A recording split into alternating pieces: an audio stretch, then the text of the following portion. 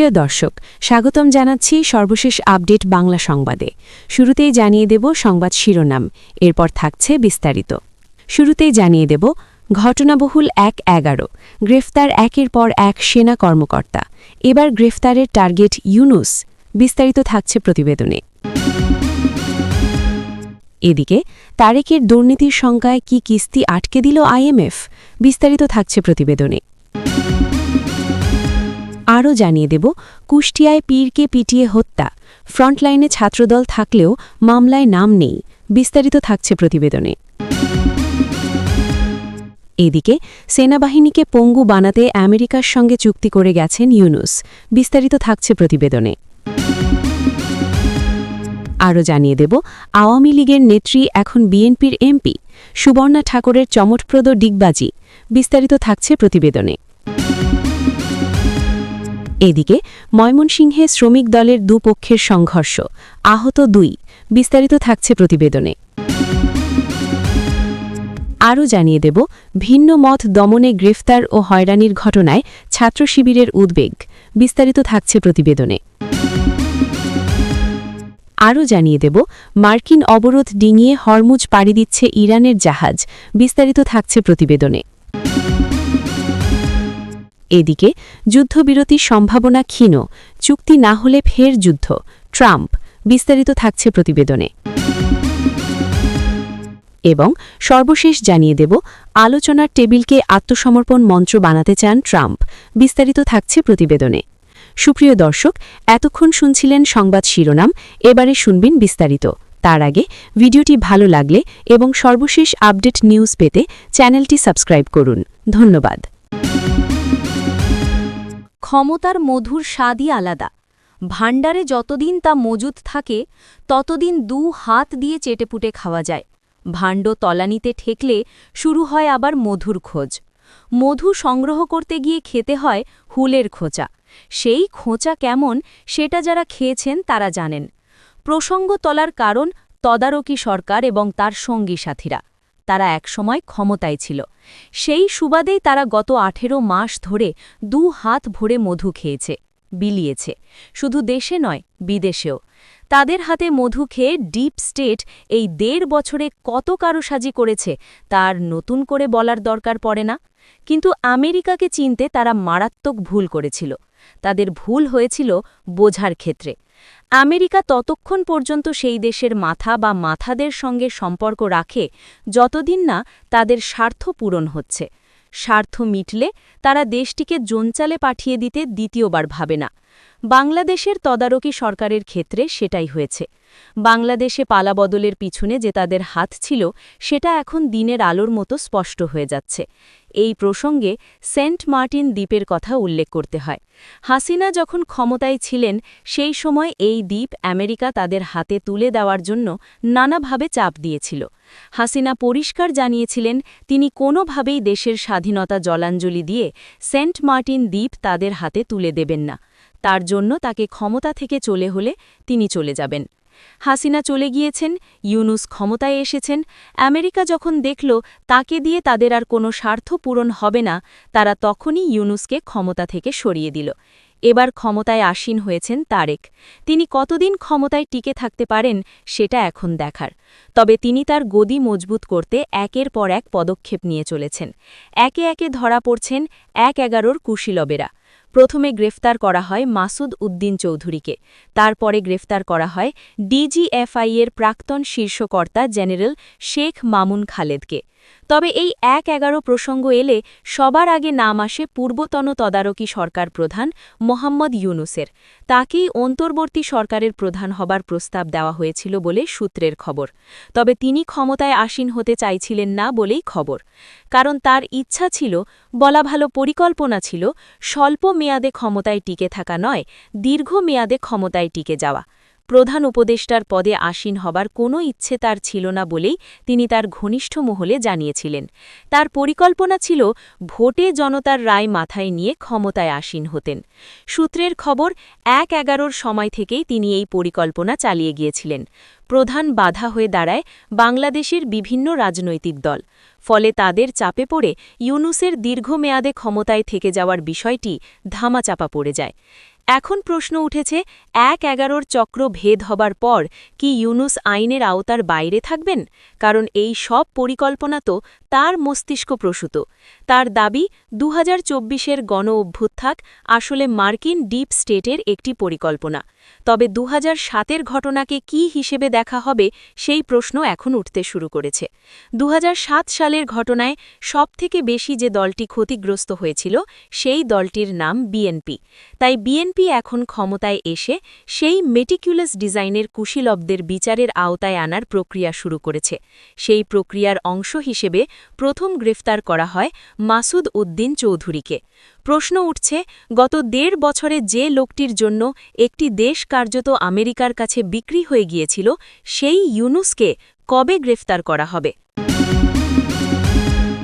আন্তর্জাতিক মুদ্রা তহবিল IMF বাংলাদেশের জন্য অনুমোদিত ঋণের পরবর্তী কিস্তি ছাড় করতে অস্বীকৃতি জানিয়েছে। ওয়াশিংটনে চলমান বিশ্বব্যাংক ও IMF-এর বসন্তকালীন বৈঠকে এই সিদ্ধান্ত জানানো হয়। এর ফলে জুনে প্রত্যাশিত $130 কোটি কিস্তি পাওয়া এখন অনিশ্চিত হয়ে পড়েছে।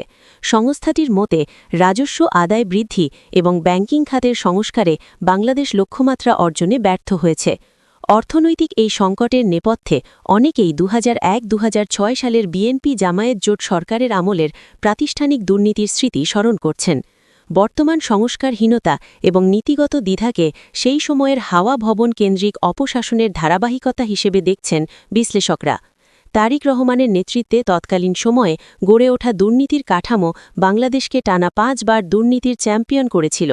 নাইকো দুর্নীতি মামলা, ১০ ট্রাক অস্ত্র চোরাচালান এবং ২১ অগস্টের গ্রেনেড হামলার মতো ঘটনায় রাষ্ট্রীয় যন্ত্রকে যেভাবে ব্যবহার করা হয়েছিল তার প্রভাব আন্তর্জাতিক পরিমণ্ডলে বাংলাদেশের ভাবমূর্তিকে দীর্ঘমেয়াদী ক্ষতিগ্রস্ত করেছে। ২০০১ থেকে ৬ সময়ে পদ্মা সেতু বা রূপপুর পারমাণবিক বিদ্যুৎ কেন্দ্রের মতো মেগা প্রকল্পগুলো বন্ধ করে দিয়ে দেশকে উন্নয়নের পথ থেকে পিছিয়ে দেওয়া হয়েছিল। বর্তমানে জ্বালানি আমদানি ব্যয় বৃদ্ধি এবং রিজার্ভের সংকটের মধ্যে IMF-এর এই সিদ্ধান্ত সরকারকে কঠিন চ্যালেঞ্জের মুখে ফেলেছে। অর্থনীতিবিদদের মতে, অতীতের সেই প্রাতিষ্ঠানিক দুর্নীতির সংস্কৃতি থেকে বেরিয়ে এসে কঠোর সংস্কার বাস্তবায়ন না করলে IMF বা বিশ্বব্যাংকের মতো সংস্থাগুলোর আস্থা ফিরিয়ে আনা সম্ভব নয়। বর্তমান অর্থমন্ত্রী আমির খসরু মাহমুদ চৌধুরীর নেতৃত্বাধীন প্রতিনিধি দল এখন IMF-কে আশ্বস্ত করার চেষ্টা চালাচ্ছে। তবে সংস্থাটি এখন কথার চেয়ে কাজের প্রমাণ বা কংক্রিট অ্যাকশন দেখতে বেশি আগ্রহী। কুষ্টিয়ার দৌলতপুরে শামীম নামে এক ব্যক্তিকে হত্যার ঘটনায় দায়ের করা মামলার সঙ্গে বাস্তব ঘটনার বৈপরীত্য নিয়ে এলাকায় ব্যাপক চাঞ্চল্যের সৃষ্টি হয়েছে। ঘটনার ভিডিও ফুটেজে ছাত্রদল ও যুবদলের নেতাকর্মীদের সরাসরি হামলায় অংশ নিতে দেখা গেলেও এজাহারে তাদের নাম রহস্যজনকভাবে বাদ দেওয়া হয়েছে। পরিবর্তে জামায়াত শিবির ও খেলাফত মজলিসের শীর্ষ নেতাদের প্রধান আসামি করায় এই মামলাকে রাজনৈতিক উদ্দেশ্য প্রণোদিত বলে দাবি করছেন স্থানীয়রা। নিহত শামীমের ভাই ফজলুর রহমানের দায়ের করা মামলায় প্রধান আসামি করা হয়েছে কুষ্টিয়া জেলা ইসলামী ছাত্র শিবিরের সাবেক সভাপতি মোহাম্মদ খাজা আহমেদ এবং খেলাফত মজলিসের দৌলতপুর উপজেলা আমির মাওলানা আসাদুজ্জামানকে। এছাড়া অজ্ঞাতনামা আরও ১৮০ থেকে ২০০ জনকে আসামি করা হলেও ভিডিওতে স্পষ্টভাবে শনাক্ত হওয়া ব্যক্তিদের বিষয় প্রশ্ন করা হলে বাদী কোনো সদুত্তর দিতে পারেননি। ঘটনার সময়ের ১৯ মিনিটের একটি ভিডিও ফুটেজ বিশ্লেষণ করে দেখা গেছে, ছাত্রদল ও যুবদলের একাধিক সক্রিয় কর্মী হামলার অগ্রভাগে ছিলেন। বিশেষ করে ঘটনার ৩ ঘণ্টা আগে ছাত্রদল নেতা জুবায়ের আহমেদ ফেসবুকে পীর বিরোধী সমাবেশের ডাক দিয়েছিলেন এবং ভিডিওটি তিনি নিজেই রেকর্ড করেছিলেন বলে জানা গেছে। ফুটেজে ছাত্রদল সম্পাদক মারুফ, শাওন, কামাল এবং যুবদল সদস্য রাসেল, সুজন, বিপ্লব সহ আরও অনেককে দেশীয় অস্ত্র ও লোহার রড হাতে পীরের ঘরে হামলা চালাতে দেখা যায়। এই হত্যাকাণ্ডের ঘটনায় জামায়াতে ইসলামীর পক্ষ থেকে সংবাদ সম্মেলন করে তীব্র প্রতিবাদ জানানো হয়েছে। তাদের দাবি, বিএনপির স্থানীয় ইউনিয়ন সভাপতি ও সাধারণ সম্পাদক ঘটনাস্থলে উপস্থিত থাকলেও তাদের বাঁচিয়ে দিতে রাজনৈতিক কৌশলে জামায়াত শিবির নেতাদের নাম অন্তর্ভুক্ত করা হয়েছে। অন্যদিকে বিএনপির স্থানীয় সাধারণ সম্পাদক দাবি করেছেন, এটি ছিল বিক্ষুব্ধ জনতার স্বতঃস্ফূর্ত হামলা এবং এতে কোনো দলীয় নির্দেশনা ছিল না। কুষ্টিয়ার অতিরিক্ত পুলিশ সুপার দেলোয়ার হোসেন জানান, প্রধান আসামি খাজা আহমেদ ঘটনার আগে পরিস্থিতি শান্ত রাখার আশ্বাস দিলেও তার কিছুক্ষণ পরেই এই হামলা ঘটে।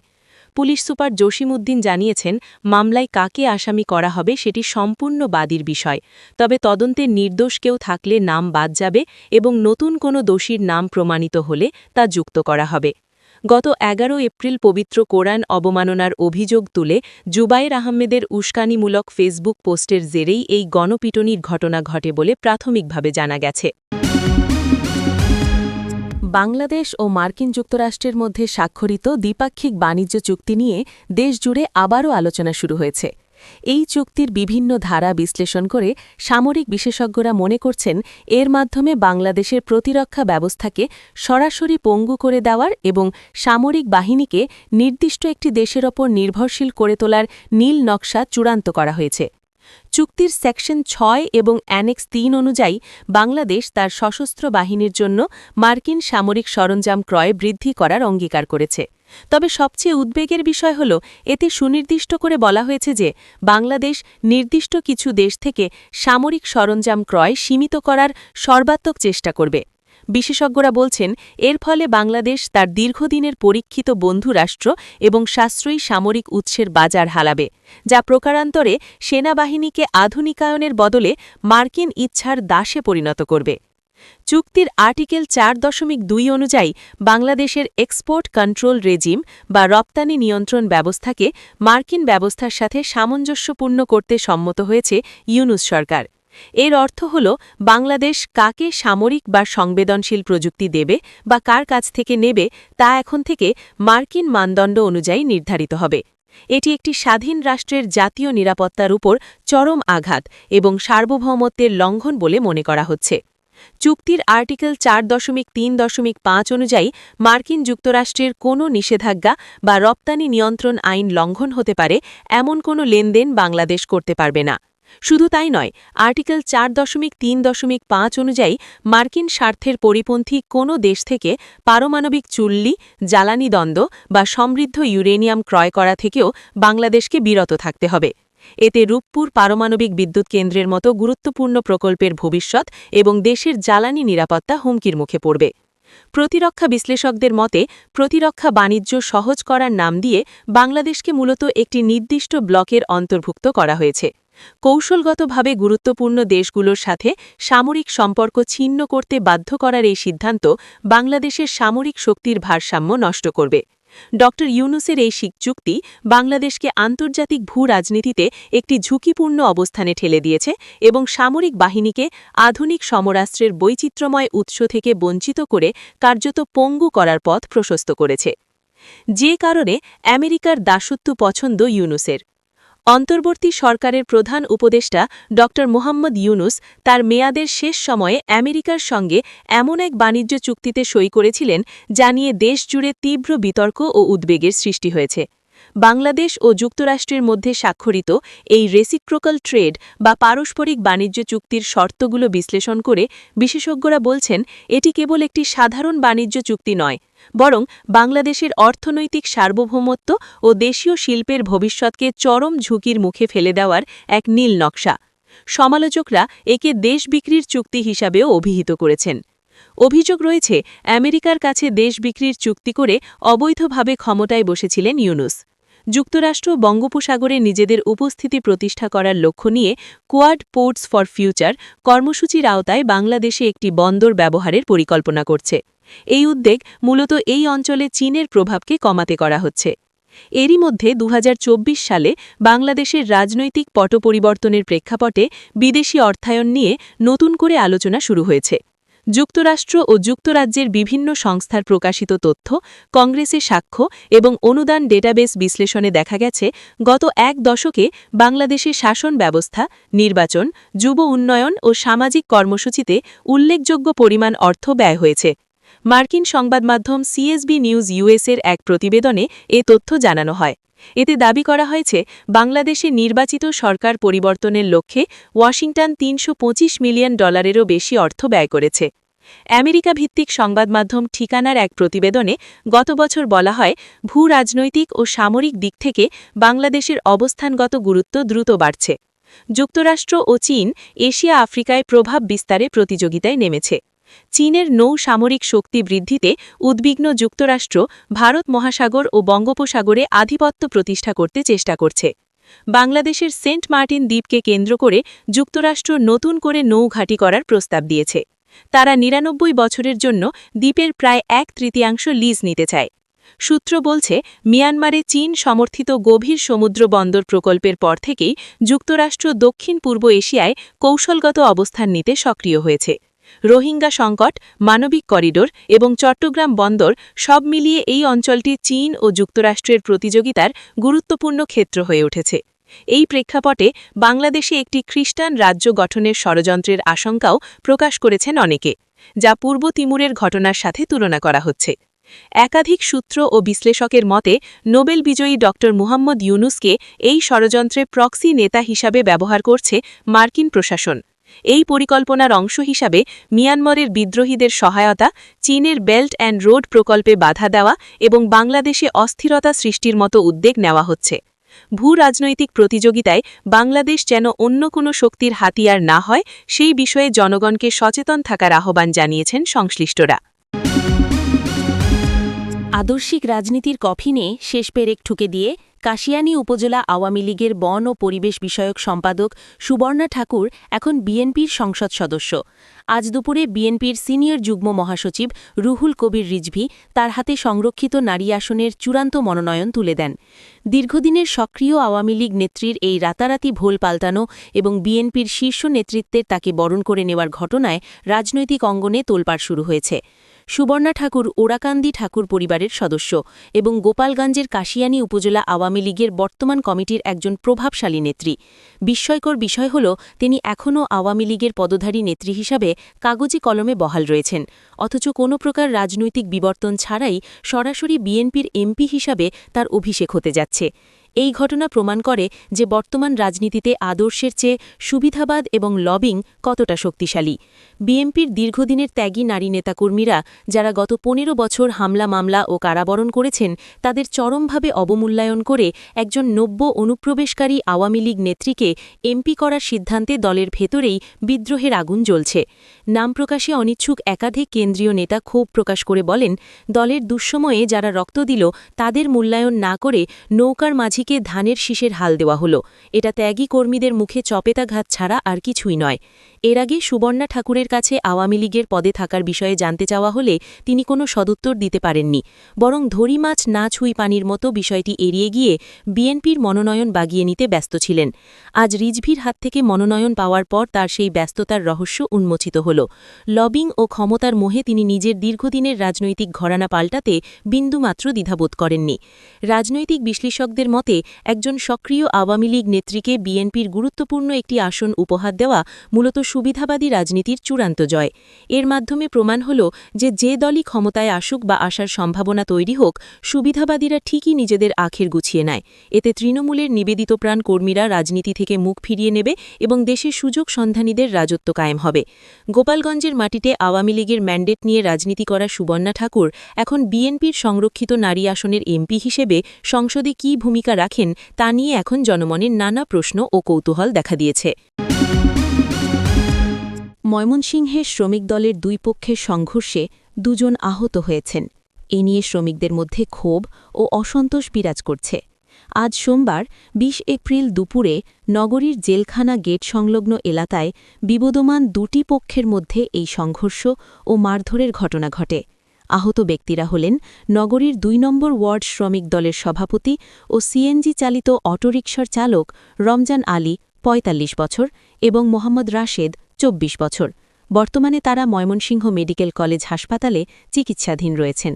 ঘটনার সত্যতা নিশ্চিত করে মহানগর শ্রমিক দলের সভাপতি শহীদুল ইসলাম দুলাল জানান, সম্প্রতি স্থানীয় প্রশাসন নগরীর যানজট নিরসনের লক্ষ্যে টাউন হল এলাকার সিএনজি চালিত অটোরিকশার স্ট্যান্ড সরিয়ে জেলখানা গেট সংলগ্ন এলাকায় স্থাপনের নির্দেশ দেয়। এরপর সেখানে সিএনজি স্ট্যান্ড বসানো হলে দৈনিক চাঁদা দাবি করে বাধা দেন বিভাগীয় শ্রমিক দলের যুগ্ম সাধারণ সম্পাদক দেবব্রত দাস দুকুল। এ নিয়ে চালকদের সঙ্গে কথা কাটাকাটি হলে এক পর্যায়ে দুকুলোর নেতৃত্বে একদল সন্ত্রাসী চালকদের ওপর হামলা চালিয়ে দুই চালককে রক্তাক্ত জখম করেন। শহীদুল ইসলাম দুলাল আরও বলেন, নগরীর সিএনজি সেক্টর দুকুলের চাঁদাবাজির কারণে অতিষ্ঠ। এসব ঘটনার প্রতিবাদে ঢাকা ময়মনসিংহ মহাসড়কে অবরোধসহ বিক্ষোভের ঘটনা ঘটেছে। এসব ঘটনায় চাঁদাবাজি মামলা হলে সম্প্রতি দুকুল জামিনে কারামুক্ত হয়ে আবারও বেপরোয়া হয়ে উঠেছেন। তবে এসব অভিযোগ অস্বীকার করে শ্রমিক দল নেতা দেবব্রত দাস দুকুল বলেন, সম্প্রতি জেলা ক্রীড়া সংস্থা থেকে জায়গা ভাড়া নিয়ে আমরা স্টেডিয়াম এলাকায় সিএনজি স্ট্যান্ড করেছি। এ নিয়ে চালকদের সঙ্গে চালকদের গণ্ডগোল হয়েছে। আমি কারোর ওপর হামলা করিনি, বরং আমার ওপর হামলা হয়েছে। এ বিষয়ে ময়মনসিংহ জেলা পুলিশের অতিরিক্ত পুলিশ সুপার প্রশাসন ও অর্থ আবদুল্লাহ আল মামুন বলেন, শুনেছি দুটি পক্ষের মধ্যে মারধরে একজন আহত হয়েছে। ঘটনা খতিয়ে দেখতে পুলিশ কাজ করছে। অনলাইন প্ল্যাটফর্মে ভিন্ন মত প্রকাশের জেরে দেশজুড়ে সাধারণ নাগরিক ও রাজনৈতিক কর্মীদের গ্রেফতার ও হয়রানির ঘটনায় গভীর উদ্বেগ প্রকাশ করেছে বাংলাদেশ ইসলামী ছাত্র শিবির। সোমবার এক যৌথ বিবৃতিতে সংগঠনের কেন্দ্রীয় সভাপতি নুরুল ইসলাম ও সেক্রেটারি জেনারেল সিবগাতুল্লাহ এই প্রতিবাদ জানান। তাদের অভিযোগ, বর্তমান সরকার ক্ষমতায় আসার মাত্র ২ মাসের মধ্যেই সামাজিক যোগাযোগ মাধ্যমে সাধারণ মানুষের কণ্ঠরোধ করতে মরিয়া হয়ে উঠেছে। বিবৃতিতে ছাত্রশিবির নেতারা সাম্প্রতিক সময় বিভিন্ন জেলায় হওয়া গ্রেফতারের চিত্র তুলে ধরেন। তারা বলেন, স্রেফ ফেসবুক পোস্ট ও কার্টুন শেয়ারের অভিযোগে ময়মনসিংহ থেকে আজিজুল হক, ঢাকা থেকে হাসান নাসিম, মুন্সীগঞ্জ থেকে শাওন মাহমুদ এবং ঠাকুরগাঁও থেকে আবদুল্লাহ আল মামুনকে গ্রেফতার করে কারাগারে পাঠানো হয়েছে। এমনকি ভোলায় বিবি সাউদা নামে এক গৃহিণীকেও একই অভিযোগে গ্রেফতার করা হয়েছিল, যদিও তীব্র প্রতিবাদের মুখে আদালত তাকে জামিন দিতে বাধ্য হয়। প্রতিটি গ্রেফতারের নিন্দা জানিয়ে অবিলম্বে বন্দীদের মুক্তি দাবি করেন তারা। সরকারের কর্মকাণ্ডকে দ্বিমুখী আচরণ হিসেবে অভিহিত করে তারা বলেন, নির্বাচনের আগে বাকস্বাধীনতার নানা প্রতিশ্রুতি দিলেও বর্তমান সরকার সমালোচনা সহ্য করতে পারছে না। বিশেষ করে ময়মনসিংহে কোনো সুনির্দিষ্ট মামলা ছাড়াই ৫৪ ধারায় গ্রেফতার এবং ঢাকায় সাইবার সুরক্ষা আইনের অপপ্রয়োগ করে কার্টুনিস্ট ও অ্যাক্টিভিস্টদের টার্গেট করা হচ্ছে। তাদের মতে, অসাধু সিন্ডিকেট নিয়ন্ত্রণ এবং নিজেদের প্রশাসনিক ব্যর্থতা আড়াল করতেই জনগণের মধ্যে ভীতি ছড়ানো হচ্ছে, যা একটি স্বাধীন ও সভ্য রাষ্ট্রের জন্য লজ্জাজনক। বিবৃতিতে আরও উল্লেখ করা হয়, একটি গণতান্ত্রিক রাষ্ট্রে নাগরিকরা সরকারের ভুল ত্রুটি নিয়ে গঠনমূলক সমালোচনা করবে, এটাই স্বাভাবিক। কিন্তু বর্তমান সরকার বিগত ফ্যাসিস্ট আমলের মতো ডিজিটাল ক্র্যাকডাউন শুরু করেছে। সাধারণ ছাত্র, গৃহিণী ও অনলাইন অ্যাক্টিভিস্টদের যেভাবে ঘর থেকে তুলে নিয়ে মামলা দেওয়া হচ্ছে, তা মূলত ভিন্নমত দমনের একটি নীল নকশা। সরকার পুনরায় ফ্যাসিবাদী কাঠামোর দিকেই ধাবিত হচ্ছে। তারা বলেন, সাধারণ মানুষের পকেট কাটা এবং বাকস্বাধীনতা কেড়ে নেওয়ার রাজনীতি কোনোভাবেই কাম্য হতে পারে না। ব্যর্থতার দায় জনগণের উপর না চাপিয়ে বরং সমালোচনা গ্রহণ করার আহ্বান জানান তারা। একই সঙ্গে হাসান নাসিম সহ রাজনৈতিক কারণে গ্রেফতারকৃত সকল বন্দীর অনতিবিলম্বে নিঃশর্ত মুক্তির জোর দাবি জানানো হয়। মার্কিন অবরোধ উপেক্ষা করে হরমুজ প্রণালী অতিক্রম করছে ইরানের পতাকাবাহী একটি মালবাহী জাহাজ। ইরানের আধা সরকারি বার্তা সংস্থা তাসনিম নিউজ জানিয়েছে, সুজা 2 নামের জাহাজটি হরমুজ প্রণালী অতিক্রম করছে। প্রতিবেদনে বলা হয়েছে, জাহাজটি ইরানের বন্দর আব্বাসের কাছে শহীদ রাজাই বন্দর থেকে যাত্রা শুরু করেছে। বর্তমানে এটি ভারতের কান্ডলা বন্দরের দিকে অগ্রসর হচ্ছে। আল জাজিরা জানিয়েছে, তারা তাসনিম নিউজের এই দাবির সত্যতা স্বাধীনভাবে যাচাই করতে পারেনি। তবে সমুদ্রযান চলাচল পর্যালোচনাকারী সংস্থা মেরিন ট্রাফিকের তথ্যে দেখা যাচ্ছে, সুজা 2 এর গন্তব্য ভারত। যুক্তরাষ্ট্র ও ইরানের মধ্যে চলমান যুদ্ধবিরতির মেয়াদ আর বাড়ছে না বলে ইঙ্গিত দিয়েছেন মার্কিন প্রেসিডেন্ট ডোনাল্ড ট্রাম্প। তিনি জানিয়েছেন, ওয়াশিংটন সময় বুধবার সন্ধ্যা পর্যন্ত এই যুদ্ধবিরতি বহাল থাকবে। তবে এর মধ্যে কোনো সুনির্দিষ্ট চুক্তিতে পৌঁছানো সম্ভব না হলেও এর মেয়াদ বাড়ানোর সম্ভাবনা একেবারেই ক্ষীণ বলে মন্তব্য করেছেন তিনি। টেলিফোনে ব্লুমবার্গকে দেওয়া এক সাক্ষাৎকারে ট্রাম্প বলেন, আমি এই মেয়াদ বাড়ানোর সম্ভাবনা খুব একটা দেখছি না। তিনি বলেন, একটি বাজে চুক্তিতে সই করার জন্য আমি কোনো তাড়াহুড়ো করব না। হাতে আমাদের যথেষ্ট সময় আছে। যদি নির্ধারিত সময়ের মধ্যে কোনো সমঝোতা না হয়, তবে কি যুদ্ধ পুনরায় শুরু হবে? এমন প্রশ্নের জবাবে ট্রাম্প বলেন, যদি চুক্তি না হয় তবে আমি অবশ্যই তেমনটা, অর্থাৎ যুদ্ধ শুরু মনে করছি। ইরানের পার্লামেন্ট স্পিকার মোহাম্মদ বাগের গালিবাফ বলেছেন দেশটি কোনোভাবেই হুমকির পরিবেশে আলোচনা করবে না। সামাজিক যোগাযোগ মাধ্যমে দেওয়া এক পোস্টে তিনি ট্রাম্পের নীতিকে লক্ষ্য করে তীব্র সমালোচনা করেন। গালিবাফ অভিযোগ করেন ট্রাম্প অবরোধ আরোপ এবং যুদ্ধবিরতি লঙ্ঘনের মাধ্যমে আলোচনার টেবিলকে চাপ প্রয়োগের মাধ্যমে আত্মসমর্পণের টেবিলে পরিণত করতে চাইছেন। তিনি বলেন, আমরা হুমকির ছায়ায় আলোচনা গ্রহণ করি না। একই সঙ্গে তিনি ইঙ্গিত দেন গত 2 সপ্তাহে যুদ্ধক্ষেত্রে নতুন কৌশল ও সক্ষমতা উন্মোচনের প্রস্তুতি নেওয়া হয়েছে।